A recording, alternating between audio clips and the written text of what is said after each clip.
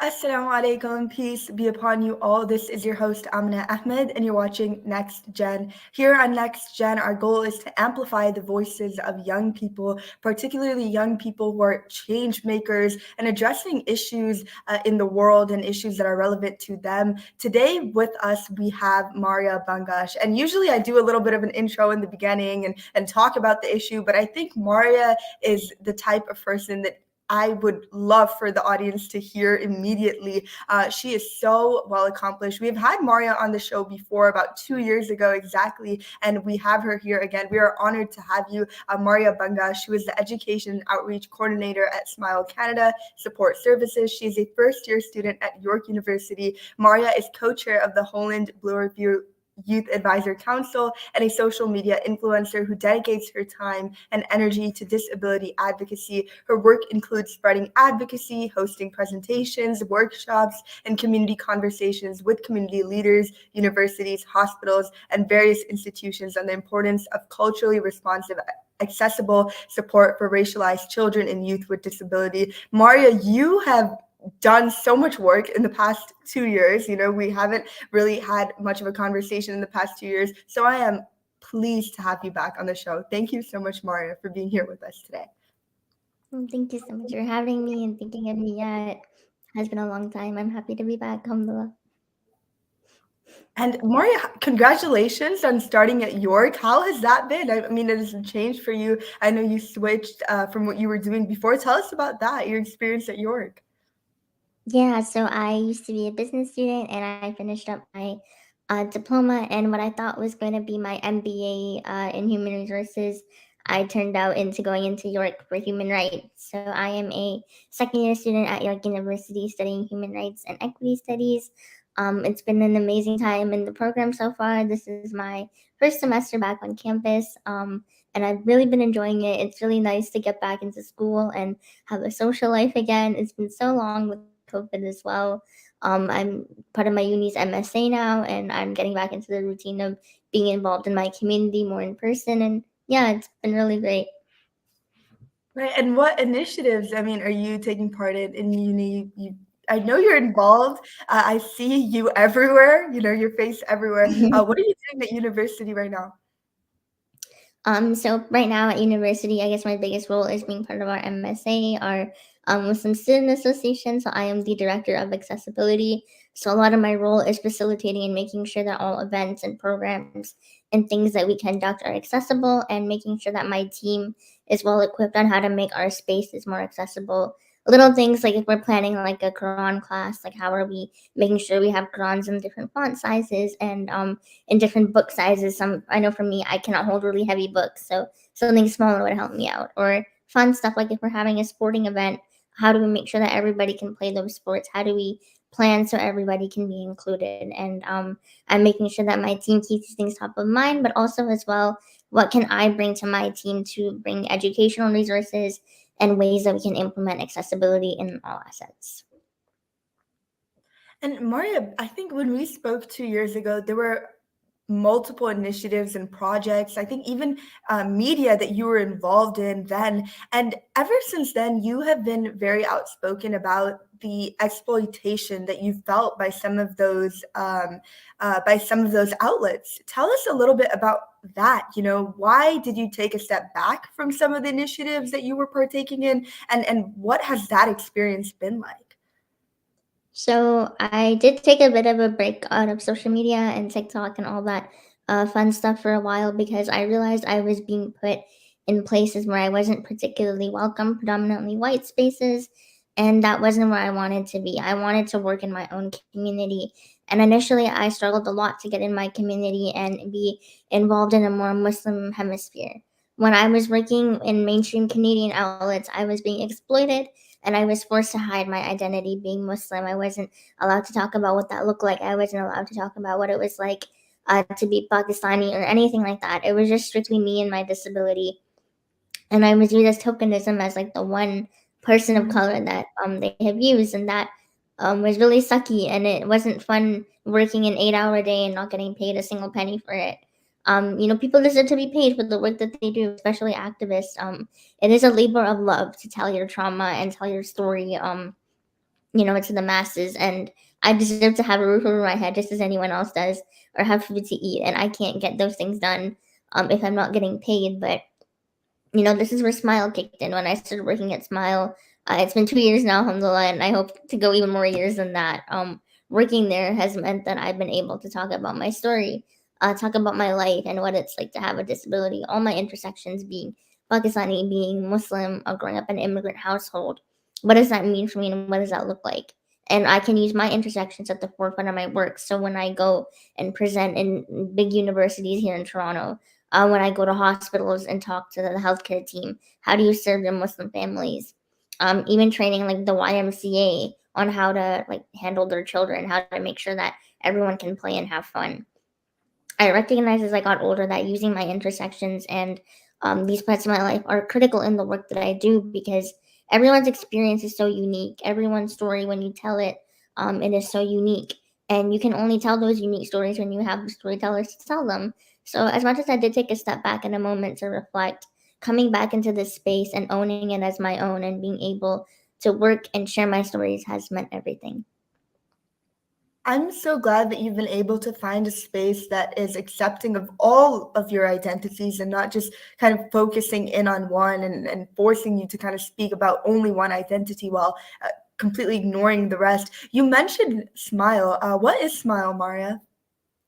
So I know you're in the States, but I'm here in Canada, and so Smile is a non-for-profit charity in Canada, predominantly Toronto. You mentioned earlier we support racialized kids and youth with disabilities, predominantly in our Muslim community. Alhamdulillah, when I joined Smile, we were supporting about 400. It's been 2 years now, and we're over 600 families right now, whether it's in Ontario, even now in Calgary, and in British Columbia. And our reach goes so far. We go for things like we help out with financial aid. So if you need a respite worker, someone to care for your child, if you need to buy some new technology, the desk I'm using today actually Smile covered for me. I was experiencing immense back pain. The last time we spoke, I was sitting in my bed, resting up on two cushions, and my back was killing me.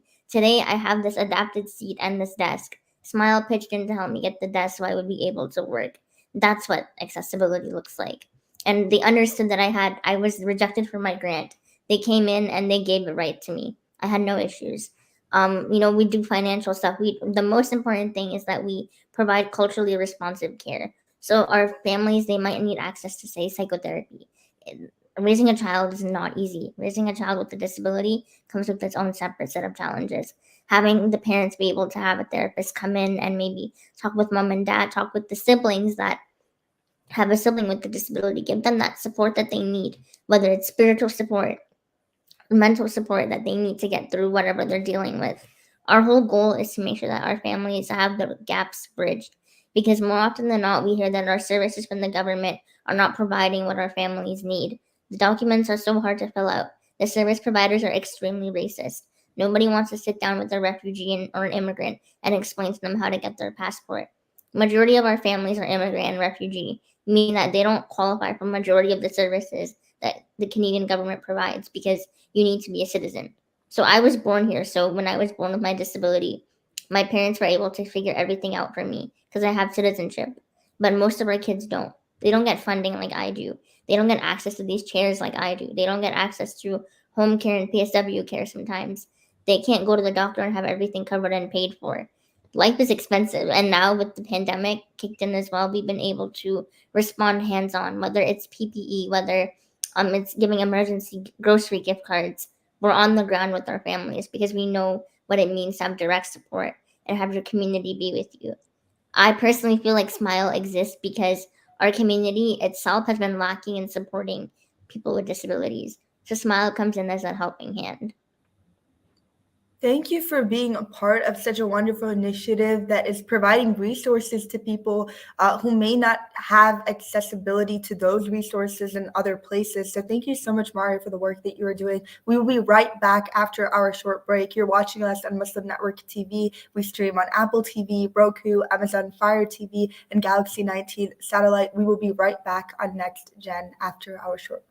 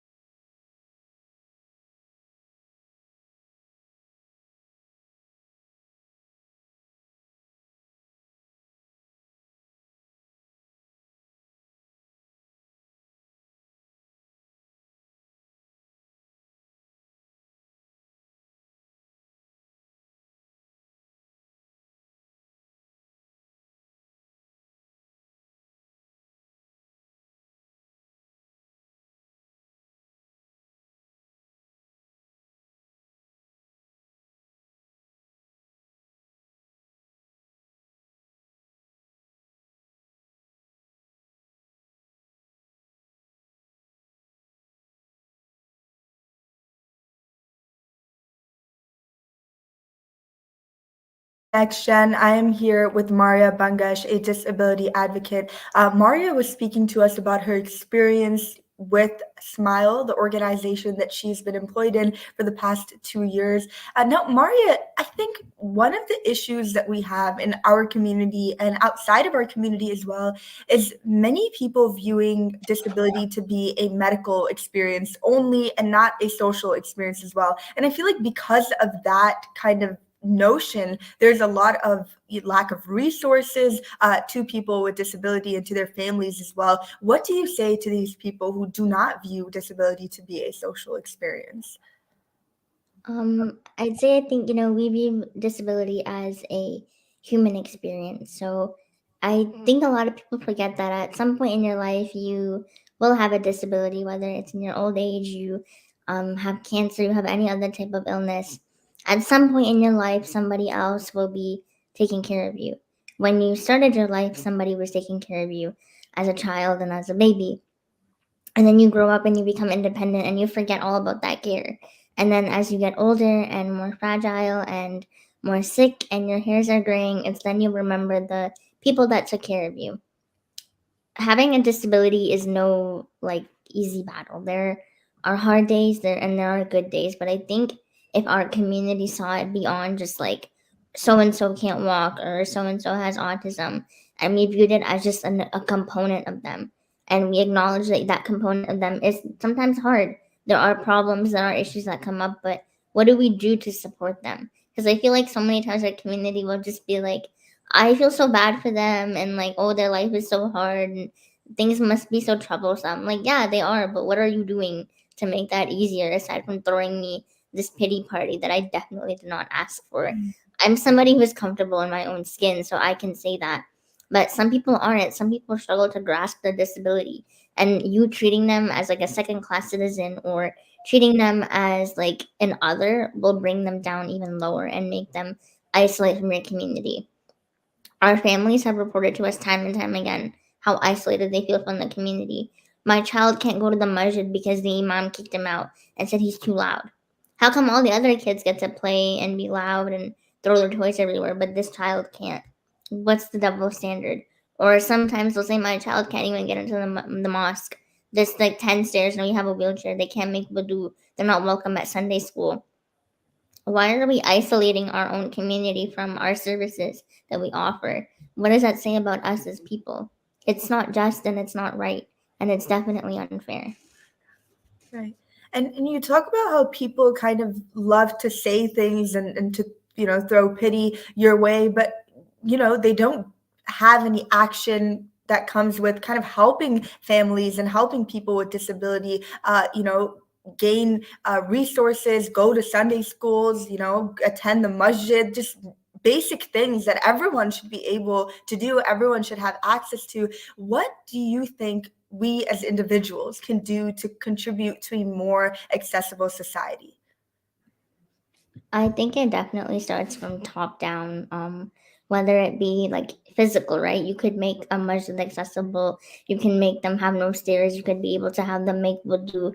There's so much more that you can do, but I think it also comes from an attitude level and an organizational level. So I talked about this last week at my own university, actually at York. We were talking about what it means to be accessible mentally. So having an accessible mindset means that we don't treat accommodations as a barrier. It means that we don't treat accommodations like a burden, because oftentimes that can happen. When people be like, oh, I don't want to go in, I don't want to make this change, I don't want to do this thing, it's so much work. Um, and that mentality is really harmful. That mentality is really painful and it causes a lot of stress and it makes things so difficult. Whenever we treat accommodations like this weight on our shoulders, it shows that we're isolating our community and we're clearly not prioritizing them. When we look at our organizations, what is it that we're missing? And what is it that we lack? And how is it that we're lacking in them? Why are we lacking these things? It's because we're forgetting about them and we're not caring about them. And that harmful mentality is what sets us back. And that harmful mentality is what pushes us away from the community. I know personally, for me, I have felt isolated from my community because I'm not welcome in these spaces. And I struggle with that and I grapple with that a lot.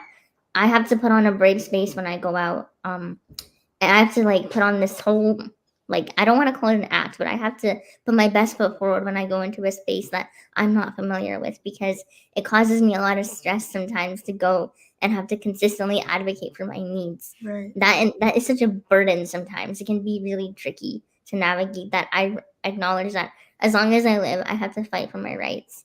That is tough. So when our community supports us and when our community is there for us, it takes that off my shoulders and it makes life a little more, I don't want to say bearable, but it just makes things a little bit easier Right. having that support by your side. Right. I mean, it is just a lot of responsibility on one individual to constantly advocate for their needs, which, I mean, you're asking for very basic things, right? I mean, The I bare don't minimum. asking for like things that normally people do not need to advocate for these things. So I don't really, I feel that our community needs to do a better job. I totally agree with you on that. Marya, we have International Person with Disability Day coming up on December 3rd, and I would urge all of our viewers to participate. How can we participate? Tell us. I think that this is just the bare minimum that we can do. Yeah, I guess on an organizational level, so Smile right now, we have done a bunch of presentations across Ontario. I presented at York. Sorry, I presented at York University. I presented at University of Toronto. I'm going to be presenting at Waterloo this weekend. And we're just giving our information out there. What does it mean to be accessible? What's it like to have a disability? We're giving that educational opportunity. This weekend as well, in our masjids, we're doing a whole bunch of outreach work.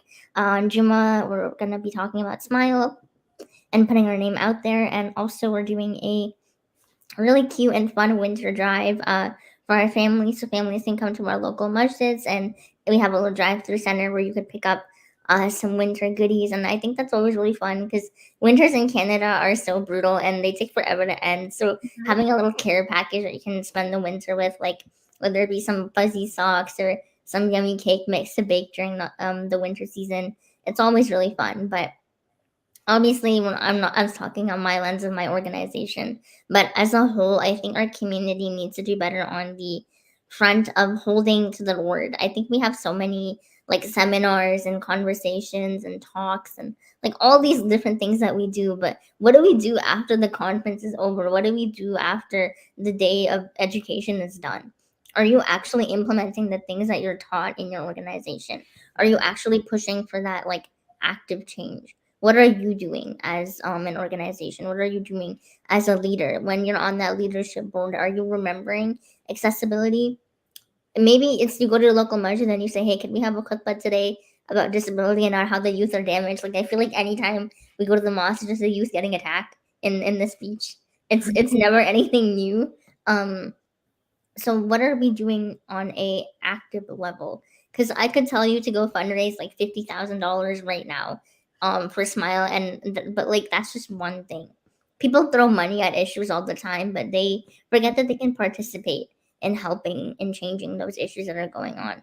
So reflect on what is it you can do as an individual today or tomorrow and even beyond December 3rd, because disability it's not like Halloween where it's one night. Yeah. Disability exists for the rest of our lives. So from today forward, what do you take from what I've said, or what do you take from what other people have said and shared, and implement that in the days to come so that accessibility is always at the forefront of what we do? Thank you so much, Marya. And truly, it is beyond December 3rd that we all need to get involved in our communities and making our community more accessible. Thank you, Marya, for the work that you are doing. Thank you as well for having me and sharing your platform. I appreciate it. And to all of our viewers, thank you for tuning in to Next Gen. We go live every Wednesday at 7 o'clock p.m. Central Time. You're watching us on Muslim Network TV. We stream on Apple TV, Roku, Amazon Fire TV, and Galaxy 19 satellite. And we will meet again next Wednesday at 7 o'clock p.m. Central Time. Assalamu alaikum.